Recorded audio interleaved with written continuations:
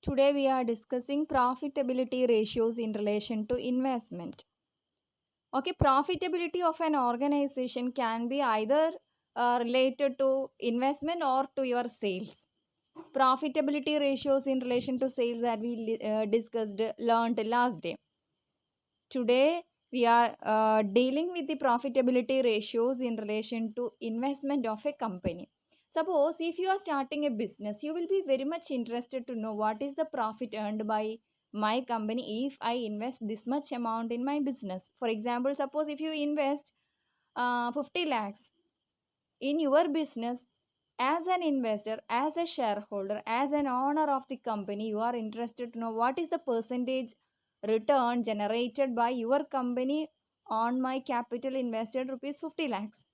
Likewise, all the shareholders, management, investors are very much interested in the rate of return on investment, or simply they will be interested to know the profitability by relating it to their investment. Okay. Profitability ratios in relation to investment include return on investment, return on total assets, return on shareholders fund, and return on equity share capital. So these are the four profitability ratios that you have to learn. We can move to the first one, return on investment, or simply return on capital employed. This ratio is also known as overall profitability ratio. This ratio ROI is emerged from a combination of two ratios. Two ratios. What are the two ratios? Capital turnover ratio and operating profit ratio. Capital turnover ratio into operating profit ratio is equal to return on investment.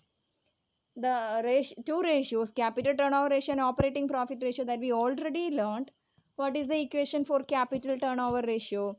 Capital turnover ratio is equal to net sales divided by capital employed. Operating profit ratio is equal to operating profit divided by net sales into 100.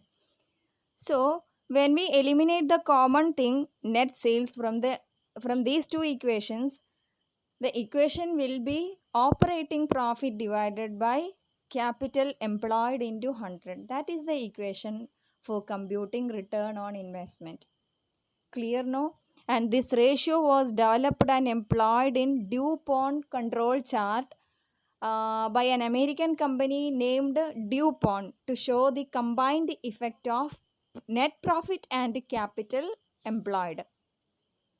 Okay, and this ratio is a combination of two ratios, and this ratio was developed by an American company called DuPont, and they developed a chart called DuPont control chart. Right. So the standard ROI is 15%. The higher the ratio, the more effective will be the use of capital employed. If the ratio is high, you are generating more profit. Operating profit is more in relation to your capital employed, or more effective will be the use of your capital employed. All these terms, capital employed, operating profit, all these are familiar to you anyway. Even then, I will show you what is meant by capital employed. Operating profit that we discussed last day. That's why I won't go to the equation for computing operating profit and everything. Anyway, capital employed is equal to fixed assets plus working capital, or fixed assets plus current assets minus current liabilities also give you capital employed. That is the net capital employed. Gross capital employed means total assets. Fixed assets plus current assets, right? Okay. എന്താണ് capital employed can also be calculated like share capital plus reserves and surplus plus debentures plus bonds plus all long term loans minus fictitious assets. Okay, so that is about capital employed. So that അത്രയാണ് എന്തുള്ളത്, return on investment, or simply ROI. The second profitability ratio is return on total assets. Here we are taking the total assets. Total assets means gross capital employed, fixed assets plus current assets, right? So this ratio is also known as return on gross capital employed. It shows the relationship between operating profit and total assets.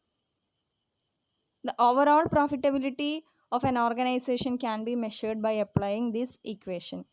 EBIT is the operating profit divided by gross capital employed or simply total assets into 100 is the return on total assets. Third profitability ratio is return on shareholders fund. This ratio measures the profitability of a company from the point of view of the shareholders. It relates profits available to the shareholders and their total investment. So you know that shareholders will get profit after paying interest and tax. So the equation is net profit after interest and tax divided by shareholders fund into 100. Shareholders get the profit after paying interest and tax. That's why we are taking net profit after interest and tax for computing the return on shareholders fund. Here both preference and equity shareholders will be included. Means the denominator shareholders fund includes preference share capital also. Likewise, the net profit includes preference dividend also, right? The last one is return on equity share capital.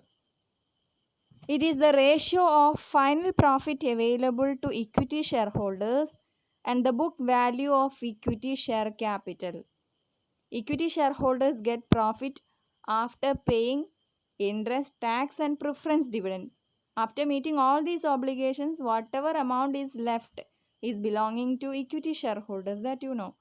So net profit available to equity shareholders means net profit after interest, tax and preference dividend divided by equity share capital. Here you have to take the paid up share capital, equity share capital, paid up equity share capital, that you have to take as the denominator for computing this ratio into 100. In case of profitability ratios in relation to investment, or in case of profitability ratios in general, higher the ratio, better is the position of the company. If the profitability ratios in relation to investment are higher, better will be the position of the investors, owners of the company. So that's all about profitability ratios in relation to investment. There are 4 profitability ratios. First one, the most important one is ROI. Here you have to compare the operating profit and capital employed. Second one is return on total assets. There you have to compare the operating profit and total assets of the company. Then you will compute the return generated on the shareholders fund. In that case, you have to include both equity shareholders and preference shareholders. Lastly, we will compute the real owners of the company, that is the equity shareholders. So what amount of return generated by the company on the equity shareholders, capital, on the equity shareholders fund. Okay, that is the return on equity share capital. So these are the 4 ratios. So simple, so easy, but these are the most important ratios from the point of view of the owners or the investors of the company. Okay, that's enough.